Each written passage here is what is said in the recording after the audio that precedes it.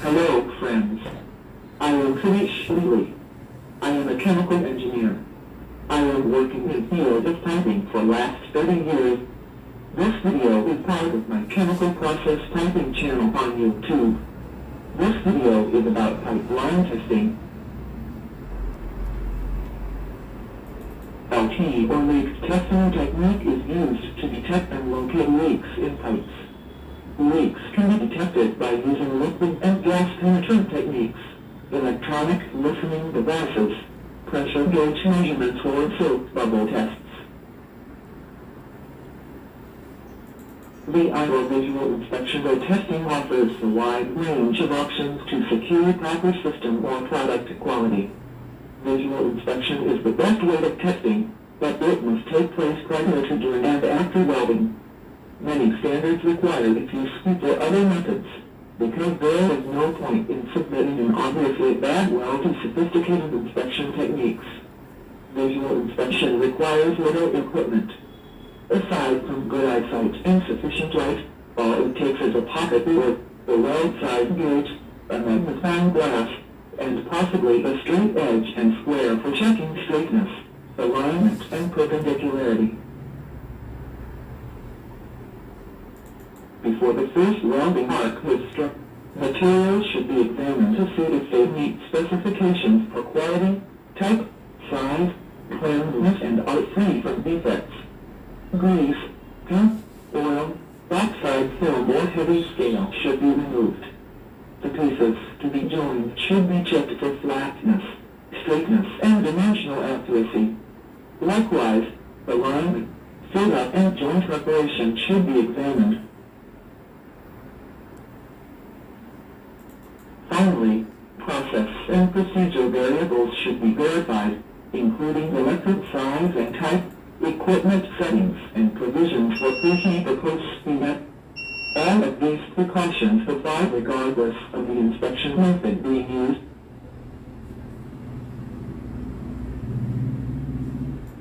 During fabrication, visual examination of a weld bead and the end crater may reveal problems such as cracks, inadequate penetration, and gas or slag inclusions. Among the weld defects that can be recognized visually are cracking, surface slag in inclusion, surface porosity, and undercut. On single welds, inspecting at the beginning of each operation and periodically as work progresses may be adequate. Where more than one layer of filler metal is being deposited, however, it may be desirable to inspect each layer before depositing the next. The root pass in a multi-pass weld is the most critical to weld soundness. It is especially susceptible to cracking, and because it solidifies quickly, it may track gas and slag. Where more than one layer of filler metal is being deposited, inspect each layer before depositing the next layer. On subsequent passes, conditions caused by shape of weld bead or changes in joint configuration can cause further cracking, as well as undercut and slag trapping. Repair costs can be minimized if visual inspection detects these flaws before welding progresses. Root pass of multi-pass weld is most critical to weld soundness. After welding, visual inspection can detect a variety of surface flaws, including cracks, porosity, and unfilled craters, regardless of subsequent inspection procedures. Dimensional variances, warpage and appearance flaws, as well as weld size characteristics, can be evaluated. Before checking for surface flaws, welds must be cleaned of slag. Sharp blasting should not be done before examination, because the cleaning action may seal fine cracks and make them invisible.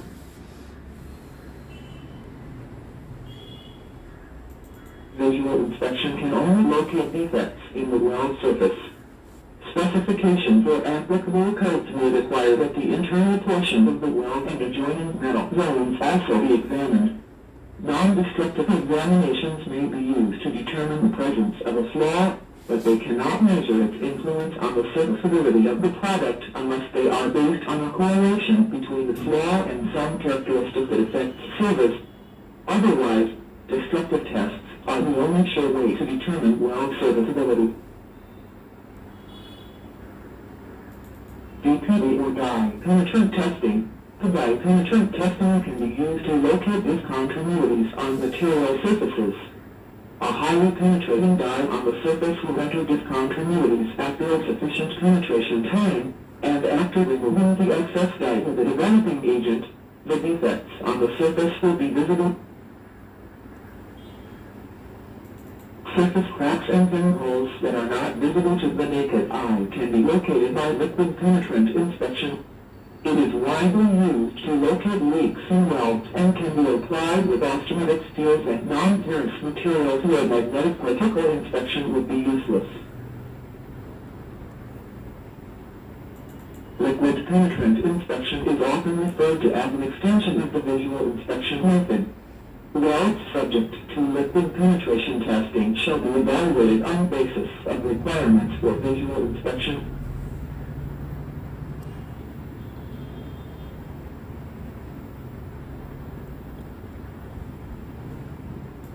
Two types of penetrating liquids are used: fluorescent and visible dye.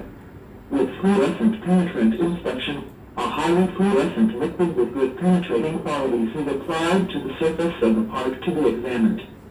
Capillary action lowers the liquid into the surface openings, and the excess is then removed. A developer is used to draw the penetrant to the surface, and the resulting indication is viewed by ultraviolet black light. The high contrast between the fluorescent material and the object makes it possible to detect minute traces of penetrant that indicate surface defects. Dye penetrant inspection is similar, except the vividly colored dyes visible under ordinary light are used.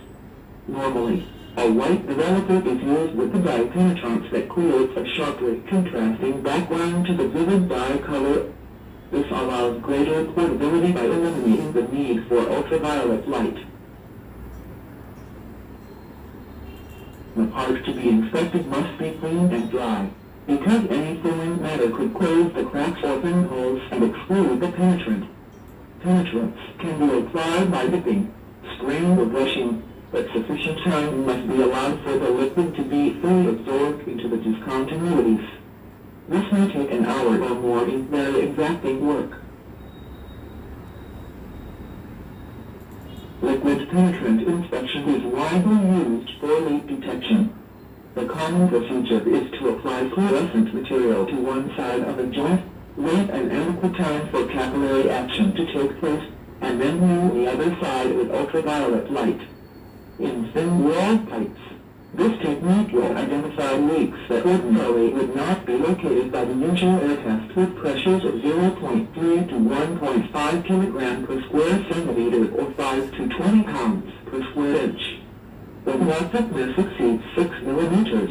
However, sensitivity of the leaks test decreases. In the radiographic testing, radiography is one of the most widely accepted non-destructive testing methods. Radiographic testing can be used to detect internal defects in welds by exposing it to X-ray or gamma-ray radiation. Defects are detected by differences in radiation absorption in the material as seen on the shadow graph displayed on photographic film or fluorescent screen.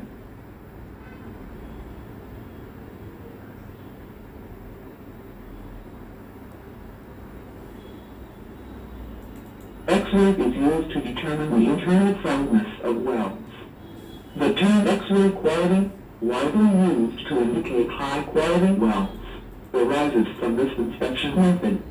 Radiography is based on the ability of X-rays and gamma rays to pass through metal and other materials opaque to ordinary light, and produce photographic records of the transmitted radiant energy. All materials will absorb known amounts of this radiant energy and, therefore, X-rays and gamma rays can be used to show discontinuities and inclusions within the opaque material. The permanent film record of the internal conditions weld soundness can be determined. X-rays are produced by high voltage generators. As the high voltage applied to an X-ray tube is increased, the wavelength of the emitted X-ray becomes shorter, providing more penetrating power. Gamma rays are produced by the atomic disintegration of radioisotopes. The radioactive isotopes most widely used in industrial radiography are cobalt-60 and iodine-192. Gamma rays emitted from these isotopes are similar to X-rays, except their wavelengths are usually shorter. This allows them to penetrate to greater depths than X-rays with the same power. However, exposure times are considerably longer due to the lower intensity. Apparatus for acoustic emission testing. Acoustic emission testing takes advantage of the sharp sound that PCCB emits when it breaks floor slips to identify areas of active distress within construction. Apparatus can be used to verify the structural integrity of pipes. The inspection is executed externally and shutdown of the process may often not be necessary. Acoustic emission generates transient elastic waves produced by sudden redistribution of stress in material. When structure is subjected to external stimulus like change in pressure, load, or temperature, localized sources trigger release of energy as stress waves, which propagate to surface and are recorded by sensors.